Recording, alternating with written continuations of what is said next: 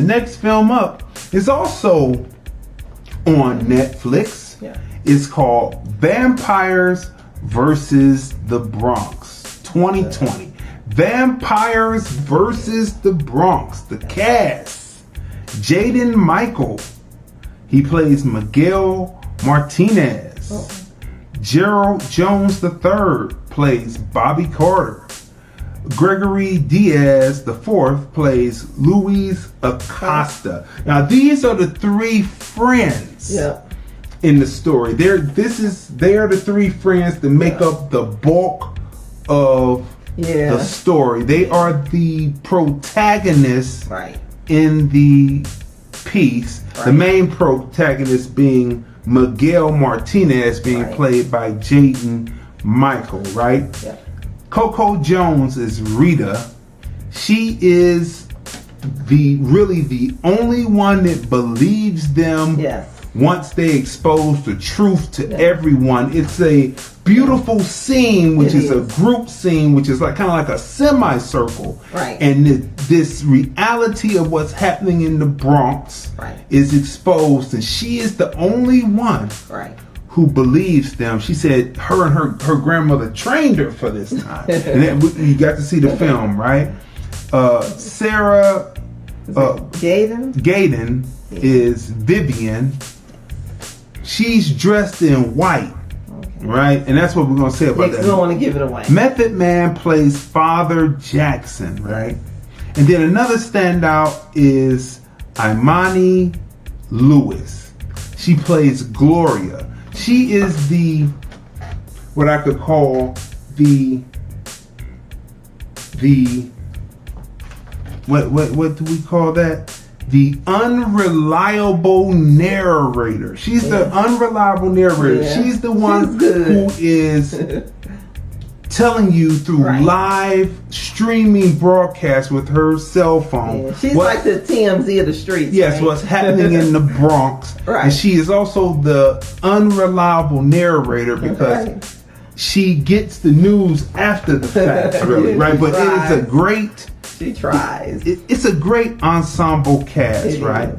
It's an ensemble cast that tells a vampire tale in the Bronx as young middle school age teens discover a regentrification outfit working to beautify, quote unquote, to beautify the Bronx has a deadly consequence for those who sell out. I would even say that it's racist vampires versus a minority majority. But you know what? There's a cameo also. Yes. Zoe Saldana. That's right. She's in it. Yeah. She's like a poppy mommy. And then Chris Reed from Saturday Night Live, and then the kid Mira. Yeah, right. So, and it's an ensemble cast, but we pulled out some of the ones that you should look out for. It is a beautiful piece. It's good. Children can watch this. They can. This is children friendly. Yeah, it is. But yet adults will see it and enjoy it also. Yeah, they will, especially like Shia Wiggum, and we know him from Boardwalk Empire, right? So and also the Perry Mason. Yep. The prequel to Perry Mason being a lawyer. We reviewed that. Yeah, we did. Great show. Right? Yeah. So cinematography is a 10. Yep. Bronx, I had to bring the character, the city being the character. Bronx as a character is a 10, showing the culture. I mean, it's beautiful. It is. Storyline, through line, 10. Acting skill, the emoting of the actors, 10. Wardrobe and sets is a 10. The lighting, I would have to put lighting under wardrobe, sets, and lighting. The lighting, the way they show you what was alive, and then how they show you that it's a dead area. Beautiful lighting. Check out the lighting. Drama, comedy. You know, it's not that it's buffoonish, it's that the situations will have you tripping out. You'll laugh and say, oh man, I would react that way. That's a 10. Story beats, that's a 10. Believability, that's a 10. Showing off the culture, showing the culture of the Bronx. That's a 10. The various cultures of the Bronx are represented, which is one big gumbo, and they all come together. That's a 10. It's a 10. I agree. Historical truths put in about the Bronx. That's a 10.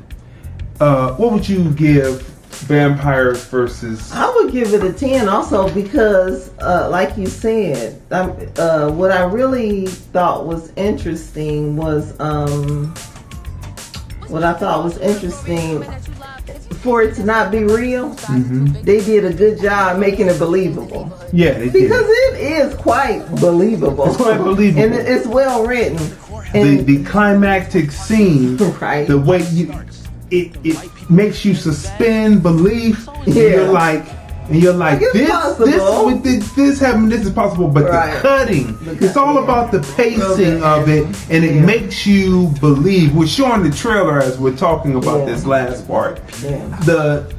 It's believable and it moves, man. And the cinematography, the camera angles, the way that they move and tell the story, the lighting, everything about this is good. Plus, it is child friendly. It is, and then I love the sense of community, right? And then the friendship and the brotherhood, the sisterhood, and I love how they all came together, you know.